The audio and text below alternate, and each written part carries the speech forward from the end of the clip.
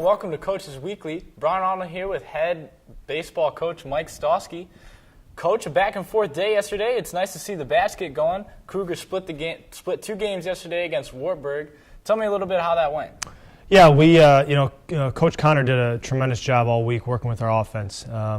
We really struggled at the end of Florida, getting the bats going. So we made a few adjustments, and he really worked with the guys all week to kind of have a different approach, and it showed up. The home runs were the home runs. We weren't expecting that, but we were just making really good at bats and making really loud outs even when we were getting out. So scoring as many runs as we did, you'd think we'd get 2, but unfortunately, we still haven't put the whole game together yet. We made a few blunders in the field. We didn't pitch great. 18 innings. Nobody ever really pitched great yesterday. And when you face those kind of teams, you got to kind of put a whole game together. You're not going to win.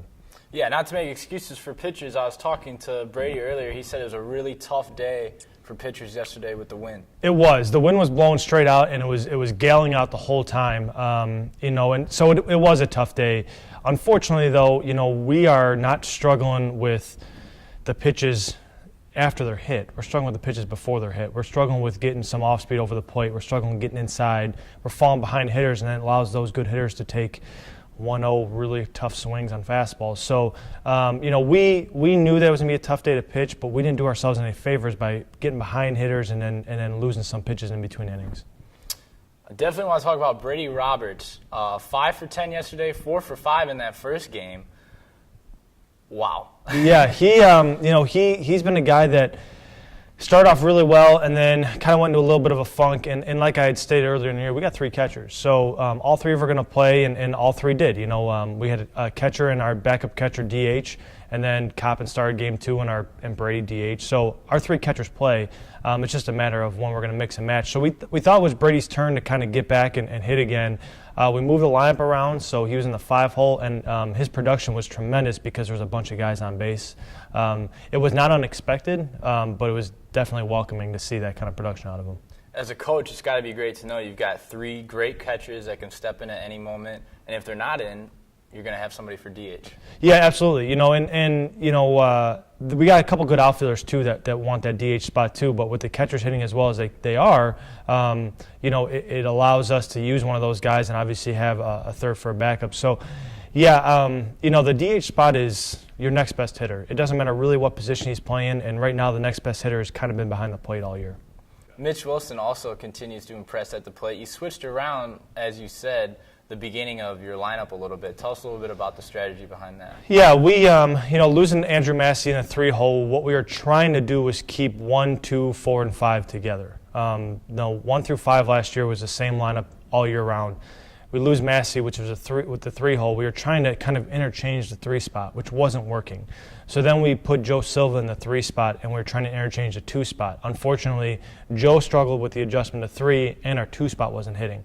So what we decided to do was put Joe back to 2 and just move everyone up 1. So Spohr went to 3 and Mitch went to 4. And quite honestly, I almost forgot we did it. Every time Spohr came up, I just assumed we were in the 4 spot because we've been doing it for 70 games now. So you saw that their production didn't go down by us moving around. So moving forward, I think you can see that's going to be pretty consistent, those top 4.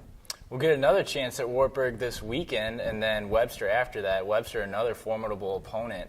Tell us a little bit about the strategy and what you're going to do this week going into those games. Yeah, we're going to focus, continue to tool our offense and make sure that everything we put in place stays there. And then we just got to focus on defense and pitching.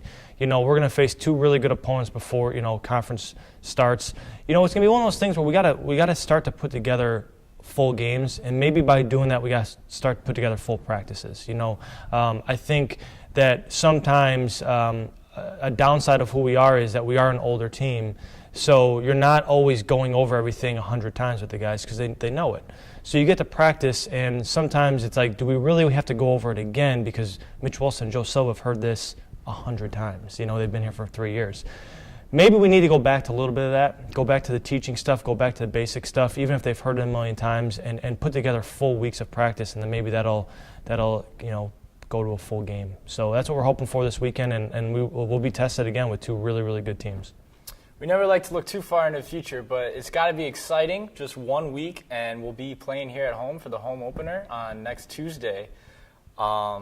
just really exciting to finally get back home. Yeah, we love playing in front of our fans, especially the students here. Unfortunately, our first 15 games are usually on the road because of the weather, so we don't get to play in front of our students. We have plenty of fans that follow us with families and whatnot, but when our students are in the stands and they're down the line and they're having fun, it makes us feel better about what we're doing here, and obviously the support is great. So, yeah, the guys can't wait. We just got to keep our fingers crossed that the weather holds out and we keep getting these 50-degree days.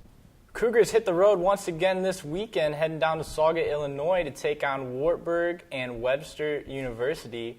Wartburg will be at 10 a.m., Webster at 4 p.m. You can find all those live links at cucougars.com. That's it for baseball. I'm Coach Mike Stosky. Thank you for joining us on Coaches Weekly.